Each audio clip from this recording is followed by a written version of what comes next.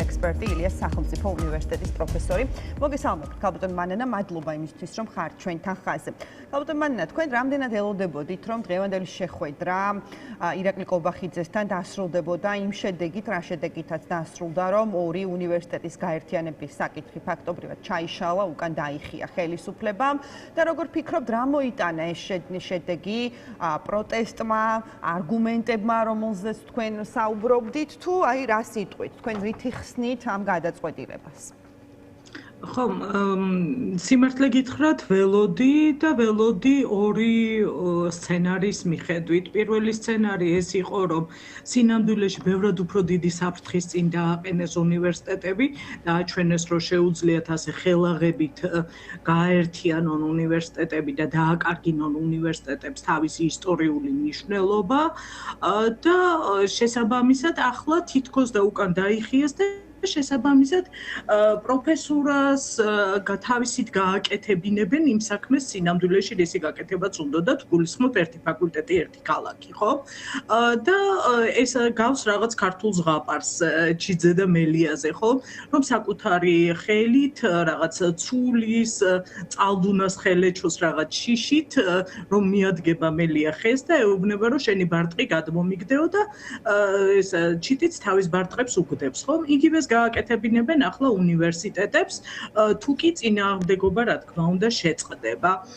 მეორე ვერსია ალბათ ის არის რომ ხო ნახეს წინააღმდეგობა მართლაც ნახეს რომ ორივე უნივერსიტეტის პროფესურა იყო ერთხმად წინააღმდეგი და შესაბამისად ვერ იპოვეს შიგნითაც კი ადამიანები რომლებიც აი ამ გაერთიანებას მხარს დაუჭერდნენ და შესაბამისად მათ მოუწიათ უკან დახევა.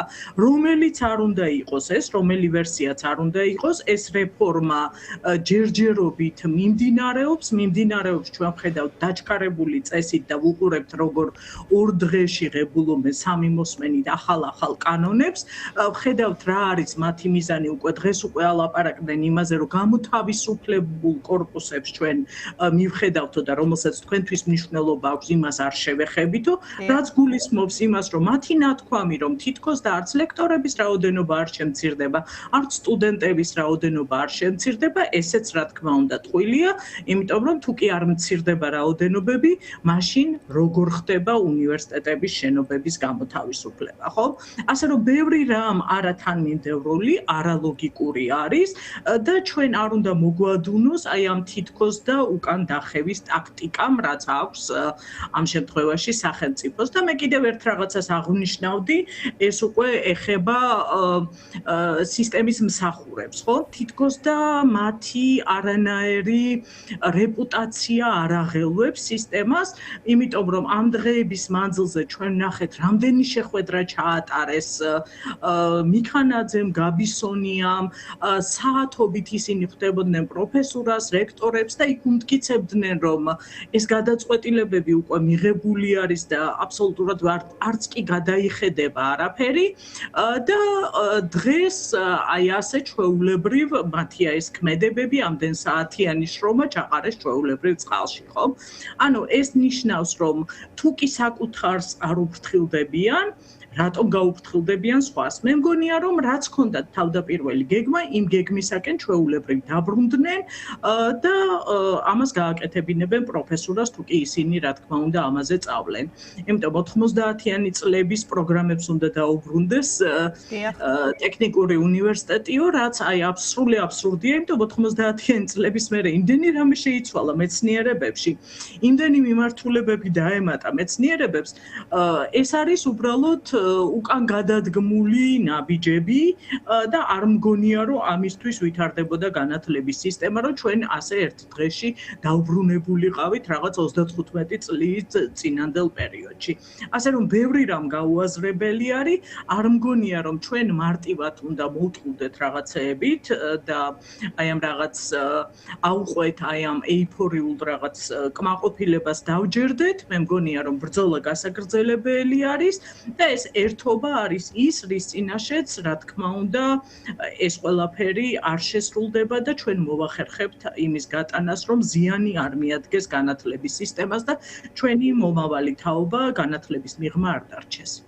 კი ბატონო, აი თქვენ ახსენეთ ასევე ქალბატონ მანენა შენობების ნაწილი და სხვათა შორის ამაზეც ისაუბრა ირაკლი კობახიძემ და თქვა რომ აი თესეუს პირველ და მეორე კორპუსებს არ შევეხებითო, თუმცა სხვა შენობების ბედი უცნობია.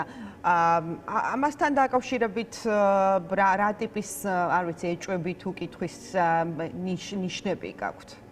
იცით რა არის, მე მგონი ნათქვამიც მაქვს, არ მახსოვს თქვენ ეთერში არა, ან შეიძლება იმ მაყურებელს არ მოусმენი, უბრალოდ ჩემ მოსაზრებას ისევ ვიტყვი, რომ ნებისმიერ ავტოკრატიულ რეჟიმს სჭირდება დიდძალი თანხები, ფინანსები იმისათვის, რომ ეს რეჟიმი შეინარჩუნოს. შესაბამისად, ჩვენ ვხედავთ, რომ მიუხედავად იმისა, რომ ეკონომიკური ზრდა არისო გვეუბნებიან, ვხედავთ, რომ უმაღლეს განათლება ფინანსდება 0.23%. ხომ მთლიანი შიდა პროდუქტის, მეცნიერება 0.1%.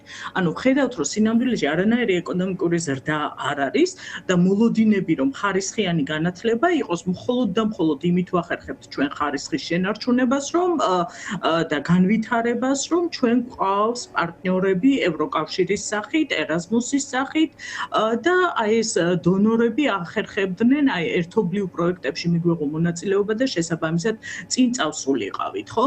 ამავდროულად გვყავდნენ საერთაშორისო სტუდენტები, რომლებიც ბევრად უფრო მეტს იხდიდნენ ვიდრე ქართველი სტუდენტები და აქედანაც ესეც იყო უნივერსიტეტების შემოსავალი. ახლა ჩვენ ვხედავთ, რომ ეს შემოსავლები, რა თქმა უნდა, შეუმცირდება უნივერსიტეტს და სახელმწიფოს ბიუჯეტში არ აქვს ჩადებული გაზრდილი თანხები. მაშინ ის ხარისხი, რის გამოც თითქოს და დაიწყეს ეს რეფორმა, რა თქმა უნდა, ეჭქვეშ დგება. და ავტოკრატიულ რეჟიმს რადგან ჭირდება თანხები და ვხედავთ, რომ გარეა ეს თანხების შემოდინება შენელებული არის, რა თქმა უნდა, მას ჭირდება საკუთარი ბიზნესი, რომელიც მხარს უჭერს და რომელიც მას აფინანსებს, ყავდეს კმაყოფილი და ესენი არიან ძირითადად თუ კი გადავხედავთ რა ბიზნესი ვითარდება საქართველოში, ეს არის სამშენებლო ბიზნესი. შესაბამისად, სამშენებლო ბიზნესს გადაუგდებენ იმ კარგ ადგილებს, კარგ უბნებში, როგორც არის უნივერსიტეტის კორპუსები და ისინი კმაყოფილები იქნებიან, ხო? აქედან გამომდინარე, ხომ, ეს ნამდვილად რეალური არის ეს რისკი და მგონია, რომ აქედან ძალიან ძნელად თუ გადაუხვევენ. ამიტომ მე ვთვლი, რომ აი იმას, რასაც ამ დღეებში ვუყურეთ, ერთობას საზოგადოებისას რეფორმის წინააღმდეგ, ეს უნდა გაგრძელდეს, არა იმიტომ, რომ შენობა და კედელი არის განსაკუთრებით მნიშვნელოვანი. ის კედელი, ის ადგილი, ბევრი რამის მატარებელი არის, ის ინფრასტრუქტურა, რომელიც აქ ჩამოყალიბდა, ის ქსოვილი ქალაქის, რომელიც აქ ჩამოყალიბდა და საუნივერსიტეტო უბნებად ჩამოყალიბდა, ხო? რა თქმა უნდა, ეს არის მნიშვნელოვანი და ამავდროულად ეს არის ერთგვარად არ განტვირთავს არანაირად ქალაქს უნივერსიტეტის რუსთავის გზაზე გატანა, ხო? იმიტომ რომ ამდენი 1000 სტუდენტი იმ გზას რომ დააწვევა, ისედაც როგორი საცობებია, ვინც იქიდან მოძრაობს, ძალიან კარგად იცის და რა მოხდება, ჩვეულებრივი კოლაფსი იქნება, ხო? და თუ არც ქალაქს არ განტვირთავს, იმიტომ რომ ეს მრავალსართულიანი კომერციული თუ საცხოვრებელი კორპუსები, რა თქმა უნდა, ადამიანებთან ერთად არის და რა თქმა უნდა, სატრანსპორტო საშუალებებთან არის, ხო? ასე რომ ეს ყველაფერი არის მხოლოდ და მხოლოდ მათი პირადი სარგებელი, მათი ბიზნესის კმაყოფილი რო ყავდეთ საკუთარი ბიზნესი, ეგრეთ წოდებული ჯიბის ბიზნესი და ამავდროულად თვითონაც ალბათ ხელს მოითმობენ ძალიან კარგად ამ კორპუსებში ექნება ძალიან ბევრი ფართი. კი ბატონო, ძალიან დიდი მადლობა. მადლობა ქალბატონ მანანა იმისთვის, რომ დაგვითმეთ დრო და მიიღეთ გადაცემაში მონაწილეობა. მადლობთ. კატიანი საუბრობდა დღის ამბების პირდაპირ ეთერში. დღევანდელი ჩვენი ეთერი ამით უკვე დასასრულს მიუახლოვდა. მადლობა იმისთვის, რომ გიყურებთ. მშვიდობიან საღამოს გისურვებთ და დროებით გემშვიდობებით.